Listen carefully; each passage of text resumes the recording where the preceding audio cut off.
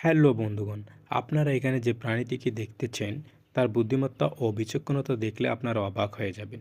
প্রাণীটি যখন আয়নার সামনে দাঁড়িয়ে বুঝতে পারছে না যে সে একা দাঁড়িয়ে আছে নাকি তার সামনে আরেকটি প্রাণী দাঁড়িয়ে আছে।